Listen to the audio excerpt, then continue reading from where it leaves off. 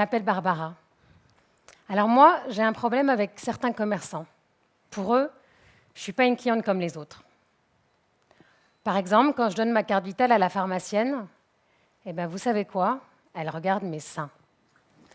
Quand je vais voir mon banquier pour emprunter de l'argent pour acheter un appart ou pour monter ma boîte, lui, il me demande d'aller montrer mes seins à son assureur.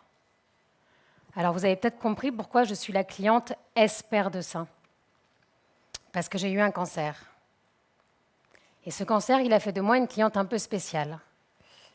Parce que quand on a un cancer du sein ou un cancer du tout court, on n'est pas fiché S, on est fiché ALD par la Sécurité sociale. ALD pour affection longue durée. Dans ALD, il y a beaucoup de longue durée, mais pas beaucoup d'affection de l'assureur. J'ai du coup vu 10 fois, 1000 fois le regard de la pharmacienne switcher entre son lecteur de carte vitale et mes seins pour voir s'ils étaient tous les deux bien là, asymétriques, borgnes, siliconés, alors que moi, j'avais juste besoin d'une boîte d'aspirine. Bon, le cancer, ça fait 10 ans. Et là, ce soir, je suis devant vous en pleine forme, mes deux seins bien à leur place. Ça fait 10 ans, et d'ailleurs, cette année, mes seins et moi, on a droit à l'oubli officiellement. On peut acheter ce qu'on veut, quand on veut, où on veut. On est content. Alors, pourquoi je vous parle de ça? Parce que cette expérience, elle m'a inspiré une envie de changement de carrière professionnelle. Je suis passée de Nespresso, les capsules, à BMS, les gélules. BMS, le labo pharmaceutique. Je suis passée de Georges Clooney à Dr House, de What Else à What Health. Jeu de mots.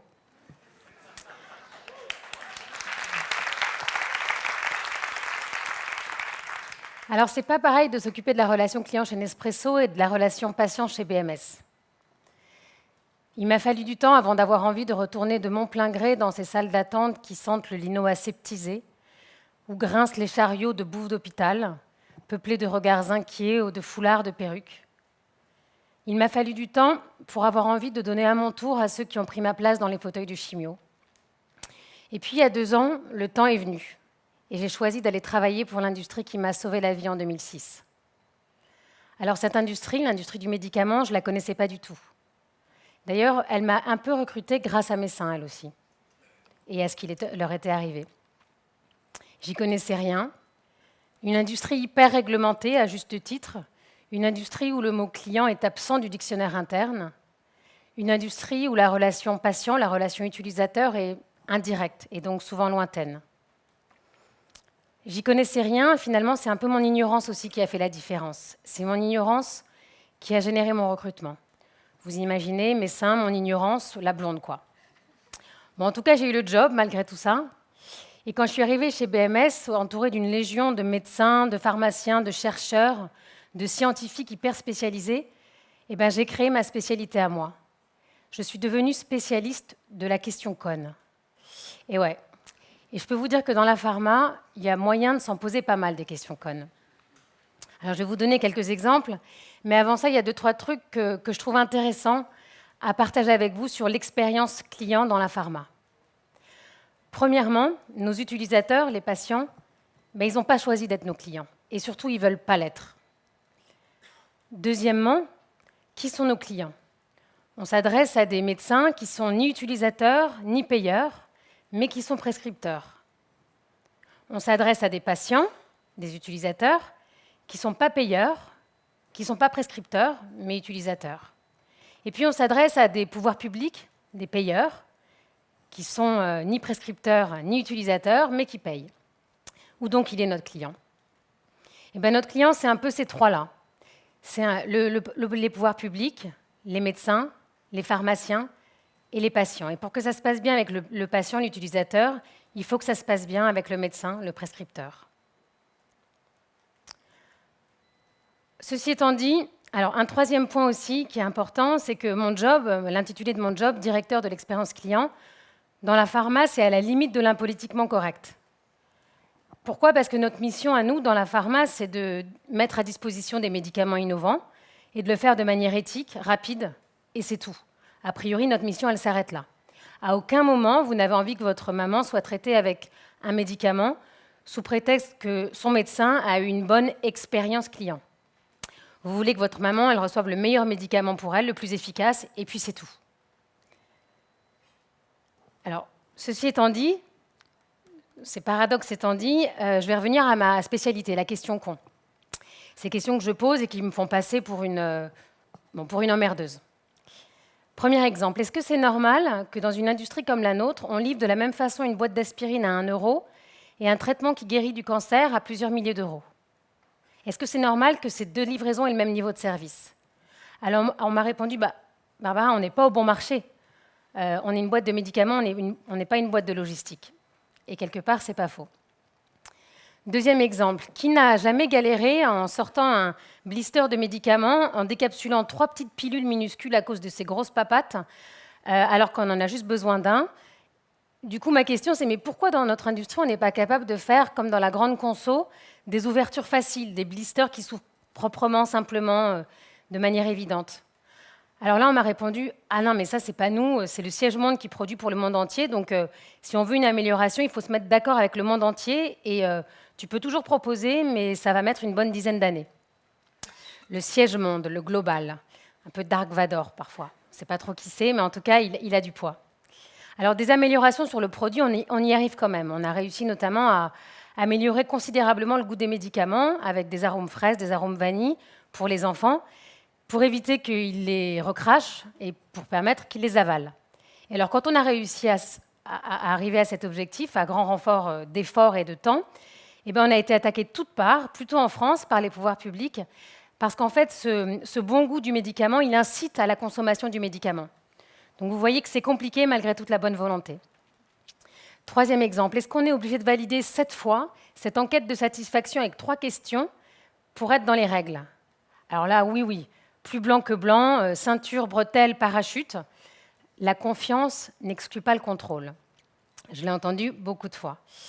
Et dernier exemple, et après j'arrête avec mes questions cons, et tiens, si on mettait une chaise rouge au COMEX, comme l'a fait Air France, pour matérialiser la présence de notre client ou de notre patient au COMEX.